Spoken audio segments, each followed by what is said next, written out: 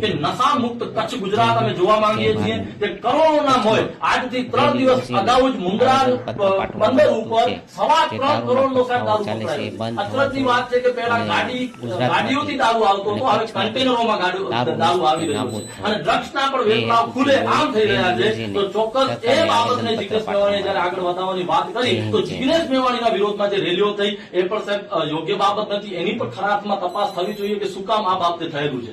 એના બાદ સાહેબ અમે આજે આવેદનપત્ર સાથે આપને ચોક્કસ જણાવીએ છીએ કે કચ્છ પરના વિસ્તારના દરેક તાલુકામાં 10 તાલુકામાં તમે જો કહેશો તો અમે તમને નામ દીઠ અને જગ્યા દીઠ અડા બતાવી દઈશું સાહેબ। થોડા દિવસ પહેલા ભુજના એક વિસ્તારમાં સ્પષ્ટ લખેલું મેપમાં મળી આવેલું હતું કે અહીં દારૂ મળે છે, એટલે એ હદે દારૂનો વેપલો અહીંયા વધ્યો છે। તો એના વિરુદ્ધમાં અમે આજે ચોક્કસ આપને આવેદનપત્ર આપીએ છીએ। આવેદનપત્રની અમારી વિગત એ જ છે કે દારૂ, ડ્રગ્સ અને ખનીજ ચોરી હોય કે જે પણ ગેરરીતિઓ છે એના વિરુદ્ધમાં અમે છીએ અને આગળ પણ રહેશું। એ બંધ થવા જોઈએ। પોલીસને પણ અમે પ્રેમપૂર્વક કહીએ છીએ કે આપના વિસ્તારમાં જે પણ આપની જે જ્યુડિશરી આવતી હોય, તમારો જે વિસ્તાર હોય એનામાં દારૂ તમે બંધ કરાવો, અન્યથા કોંગ્રેસ, રાષ્ટ્રીય અધિકાર મંચ કે દરેક જાગૃત નાગરિકો કચ્છના મળી અને અમારી સાથે બહેનો પણ જોડાશે અને ચોક્કસ અમે સબ જનતા